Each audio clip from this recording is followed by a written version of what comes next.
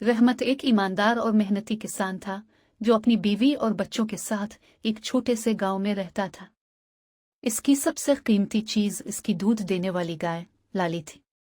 यह सिर्फ एक गाय नहीं थी बल्कि इसके खानदान का एक अहम हिस्सा थी।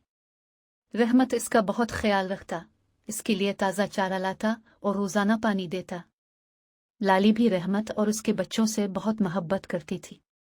जब बच्चे खेलते तो वो उनके साथ दौड़ती। जब रहमत खेत में काम करता तो वो करीब खड़ी रहती जैसे इसकी मदद कर रही हो। गांव के लोग हैरान थे कि रहमत की गाय इतनी फर्माबरदार और समझदार कैसे हो सकती है। एक दिन एक अमीर ताजिर गांव में आया। इसने जब लाली को देखा तो बहुत मुतासिर हुआ। वो रहमत के पास आया और कहा, ये गाय बहुत खूबसूरत और सेहतमंद लगती है। मैं तुम्हें इसके बदले बड़ी रकम देने के लिए तैयार हूं।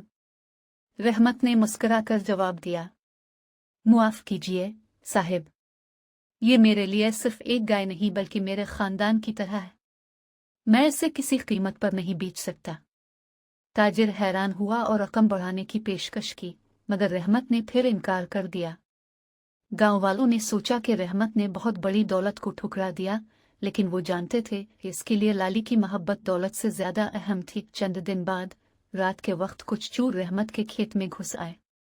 उनका मंसूबा था कि लाली को चराकर किसी बड़े बाजार में बेच दें। जैसे ही वो लाली के करीब पहुंचे और उसकी रस्सी खोलने लगे, लाली को खतरा महसूस हुआ। अचानक लाली ने जोर से आवाजें निकालनी शुरू कर दी, जिससे रहमत जाग गया।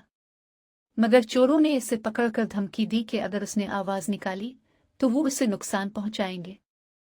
रहमत खौफजदा था, मगर लाली कुछ और ही सोच चुकी थी। जैसे ही चोर लाली को खेत से निकालने लगे, उसने पूरी ताकत से एक चोर को सीन मारा, जिससे वो नीचे गिर गया।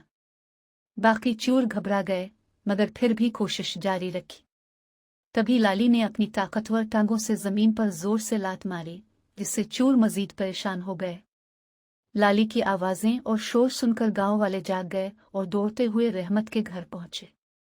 चोरों को पकड़ लिया गया और सब हैरान थे कि एक गाय ने अपने मालिक की जान बचा ली।